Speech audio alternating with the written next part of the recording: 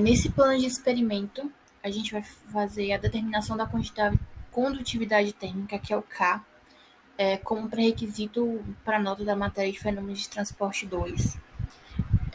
A dupla é Jonathan Araújo e Victoria Regina. Bom, para a introdução, a gente vai começar falando um pouco sobre condução. Então, em termos leigos, a condução é a transferência de energia através de um corpo ou passando de um corpo para o outro, desde que esses estejam em contato e possuam temperaturas distintas, visto que a energia térmica apenas flui de forma espontânea, de um objeto mais energizado para um menos energizado. Sendo que esse princípio ele vai ser aplicado de diversas formas no nosso cotidiano e na indústria, como em trocadores de calor, ar-condicionados, principalmente trocadores de calor, que são ligados diretamente à capacidade térmica de uma planta, afetando assim a produção. Dessa forma, é indispensável aprender como o fenômeno da condução ela funciona e como ela funciona em diferentes tipos de materiais. Bom, como objetivo principal do experimento, primeiramente a gente tem que determinar o fluxo térmico, que é o Q, que é a taxa de transferência de calor, e o fator de condutividade térmica, que é o K, que é o principal objetivo, que é a quantidade, quantificar habilidades materiais de conduzir energia térmica, de conduzir calor. Equipamentos, instrumentos e materiais que foram usados para fazer o experimento, a gente usou uma pinça, uma chapa de aquecimento, o cronômetro do celular, a câmera do celular para filmar o vídeo, o termômetro infravermelho de superfícies para medir a temperatura, paquímetro para fazer a medição da largura e comprimento da placa, uma balança analítica para pesar as placas, uma placa de alumínio, uma placa de cobre e, obviamente, os materiais de segurança para entrar no laboratório, que é jaleco e tudo mais. Descrição do experimento. A primeira coisa a se fazer foi aferir as dimensões das placas que foram utilizadas, assim como seu peso. Então, utilizando uma balança analítica, ambas as placas foram pesadas, registrou-se o valor encontrado para a massa em gramas de ambas as placas e mediu-se o seu comprimento, largura e espessura. Além disso, a temperatura inicial das placas foi aferida com um termômetro infravermelho de superfícies. Em seguida, as placas, uma de cada vez, foram posicionadas sobre a chapa de aquecimento e foi dado um tempo enquanto era cronometrado até que as placas atingissem um equilíbrio de temperatura, ou seja, quando a temperatura ou não variasse mais ou sua variação sempre voltasse para os mesmos valores, já que tinha interferência do ar-condicionado. E depois de atingir esse valor, foi encerrado o experimento.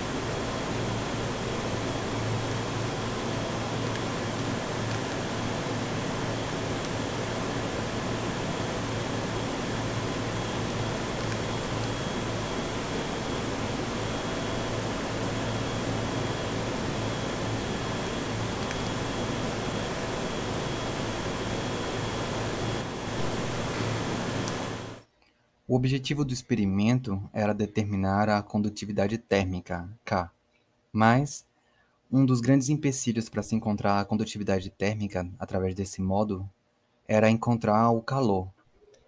Para calcular o calor, no caso o fluxo de calor, foi utilizado a equação de Q é igual a mc ΔT para determinar a quantidade de calor, onde a massa nós tínhamos em função da massa que nós pesamos na balança analítica.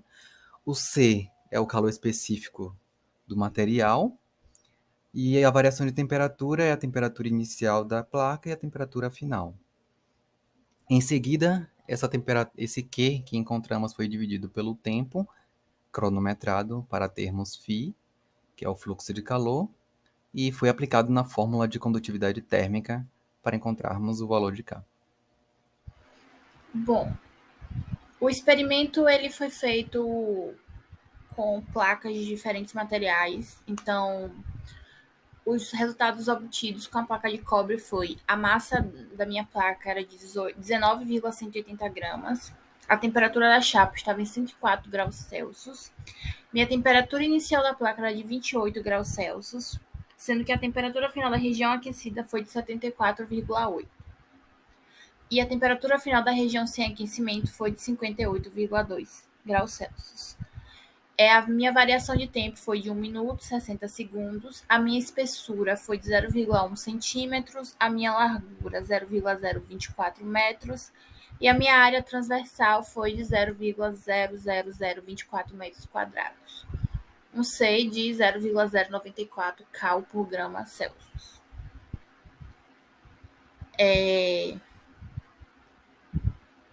Indo para a placa de alumínio, a minha massa foi de 5,172 gramas, com a temperatura da chapa 104 graus Celsius. A minha temperatura inicial também estava em 28 graus Celsius. A minha temperatura final da região aquecida foi de 67,5.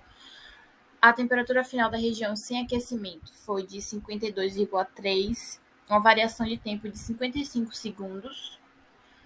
A espessura da placa estava 0,001, a largura 2,4 centímetros, o que dá 0,024 metros, e a área da seção transversal 0,00024 metros quadrados. Bom, resultados da discussão. Primeiro a gente fez a equação 1, que é a equação de quantidade de calor, que é igual a M vezes C vezes ΔT. Nosso Q deu 19,005,7 cal. A gente converteu para joule, que dá 79.519,73 joules. Em segundo, a gente fez a equação de fluxo de calor, que deu 837,06 joules por segundo. E em seguida, a gente calculou a condutividade térmica, que seria meu fluxo de calor vezes a largura sobre a minha área da seção transversal vezes o meu ΔT. Então, o meu K deu 210,105,42 watts por metro Celsius. Para a placa de alumínio, a gente obteve os seguintes resultados. A minha equação de quantidade de calor deu 7,390 cal. Convertendo para joule, que a gente multiplicou o valor por 4,184, o meu Q vai ser igual a 30,920 joules. Partindo para a segunda equação, que é a equação de fluxo de calor, o meu fluxo de calor deu 0,32547 joules por segundo. E calculando a condutividade térmica, meu K deu 891,9.957 watts por metro Celsius. Observou-se que o valor encontrado para o K do cobre foi de 332,66 watts por metro grau Celsius, sendo que o valor tabelado é de 401 watts por metro grau Celsius, e para o alumínio, o valor de K encontrado foi de 154,106 watts por metro grau Celsius, sendo que o valor tabelado é de 226 watts por metro grau Celsius.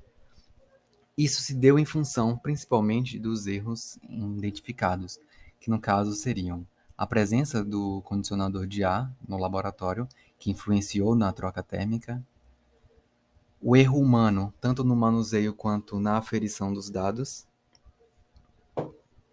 as condições dos corpos de testes que apresentavam desgastes e manchas, provavelmente de outros usos, e os equipamentos duvidosos. No caso, a chapa de aquecimento, ela estava com seu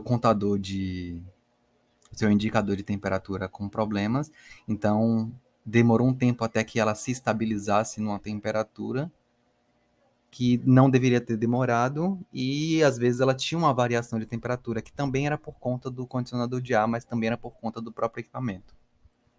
Nessa parte, nós podemos ver um quadro comparando os valores encontrados do K para o cobre e para o alumínio e os seus valores tabelados. Conclusão. Dessa forma, se conclui que o objetivo do trabalho foi alcançado, tendo em vista que o experimento foi realizado com segurança e êxito, e os valores do fluxo de calor e do fator de condutividade térmica K foram encontrados.